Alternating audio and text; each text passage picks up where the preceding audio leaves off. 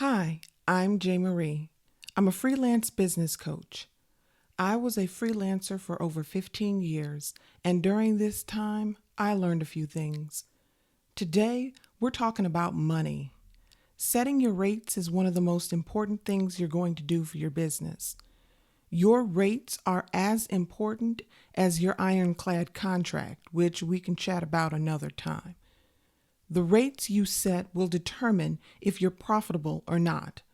Never undercut yourself and always pay yourself what you're worth.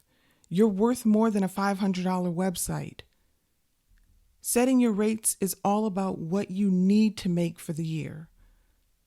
I'll end this video by showing you how to price a project, but for now, let's start by talking about goals. Your rates should relate back to how much you need to make per year. It's just that simple.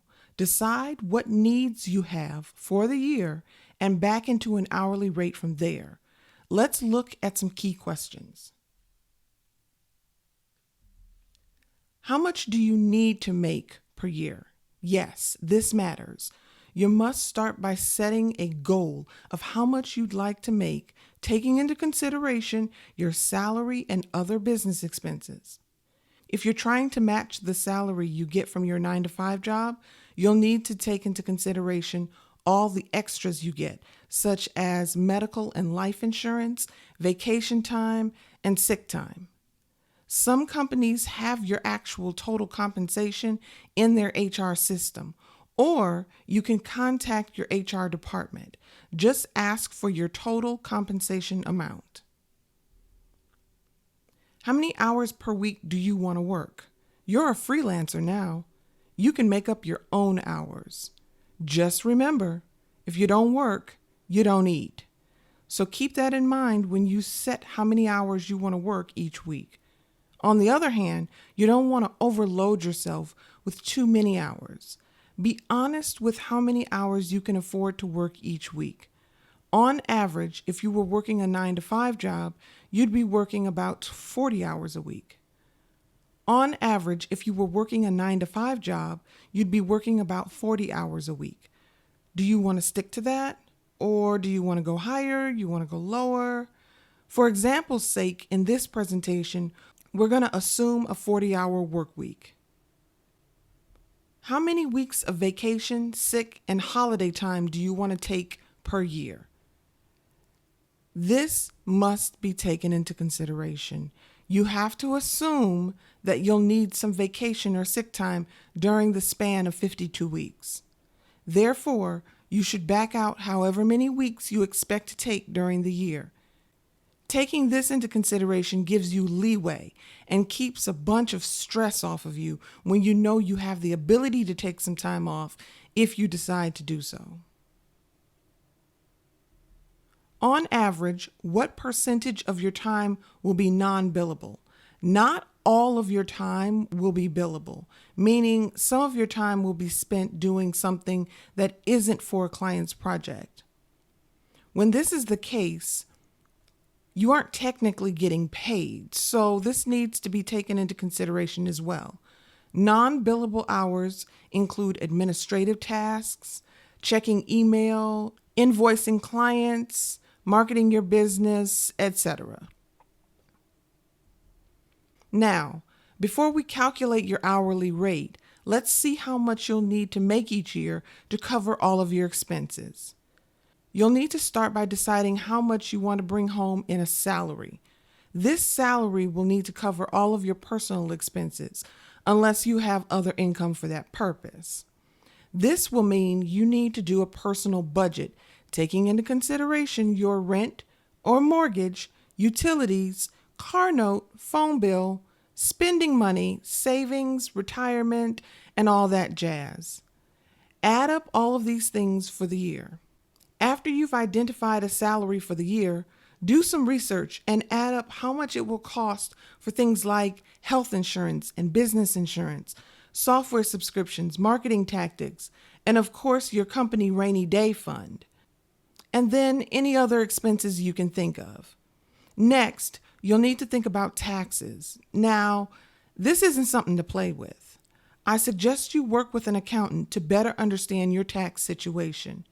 Your accountant should be able to tell you what tax bracket you're in and how much you should be setting aside for taxes each month. Yes, I said each month. Now add all these numbers together. That's the number you need to make per year. This is the number you will use when we calculate your hourly rate, which we're going to do right now. Let me start by saying you should be charging by the project and not by the hour. There are 3 reasons why you shouldn't charge by the hour, but should charge by the project instead. First, you can predict revenue, which helps you plan for the rest of your year. Second, your client will know how much they will need to pay in the end. And third, hourly rates limit your income because you're limited to the number of hours you work on the project. So to come up with a project's fixed price, you'll need an hourly rate. We'll talk about how to price your projects in a second. Right now, let's calculate your hourly rate. Let's say you want 4 weeks of vacation each year and another 2 weeks of sick time. That's a total of 6 weeks out of the office each year, leaving 46 working weeks. If you decide to work 40 hours per week and assume that 30% of your time is dedicated to non-billable hours, this leaves you with 28 billable hours per week.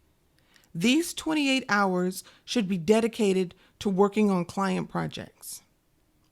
Now, if we multiply the 46 working weeks per year by the 28 hours you work per week, we get 1,288 billable hours per year. If you want to make $100,000 per year based on the work from the previous slide, you'll need to divide that by the 1,288 billable hours per year, which equals out to $78 per hour. Round it up. This is your hourly rate. So when you begin working with clients and scoping out projects, this is the number you will use for your pricing. If on average a project takes you 40 hours to complete, and we divide that by your 1,288 billable hours, you'll see that you need 33 clients per year to make just over $100,000. Now lastly, let's look at how to calculate a project price. As I mentioned, a fixed price is a better deal than you working by the hour.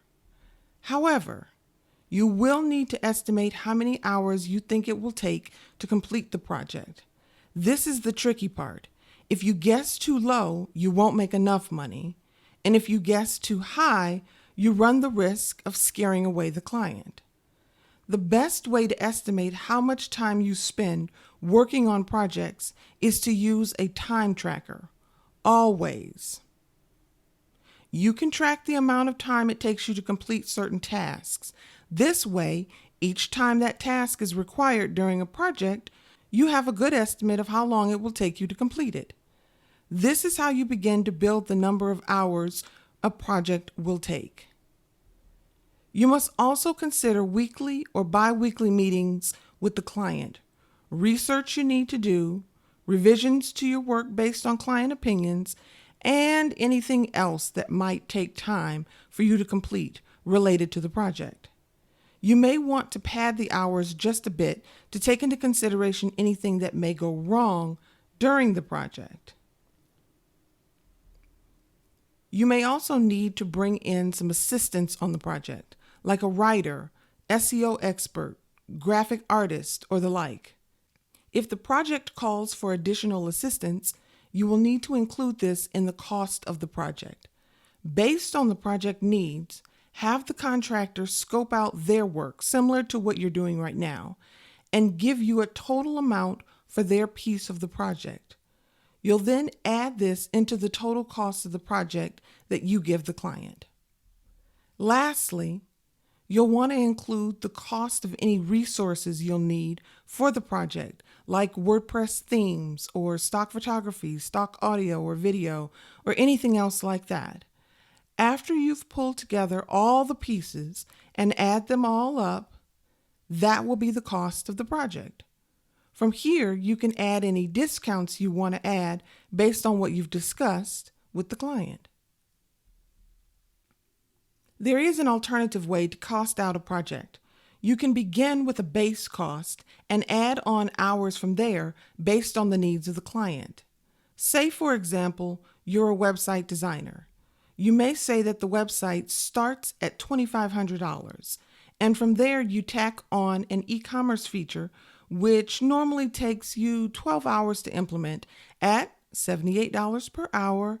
This would be an extra $936, which brings the project total to $4,326. You could continue to add on features and other costs until you come to the full price of the project. It doesn't matter which way you cost out a project, as long as you're making enough money to cover your expenses and pay your salary. Remember what I said, never undercut yourself. Always require that you are paid what you're worth. Well, that brings us to the end of this short class on how to set freelancer rates. I hope you enjoyed the information contained in this class.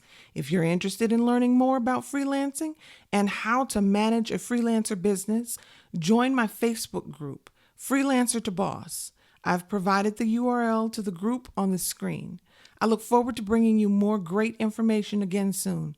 Until next time, bye.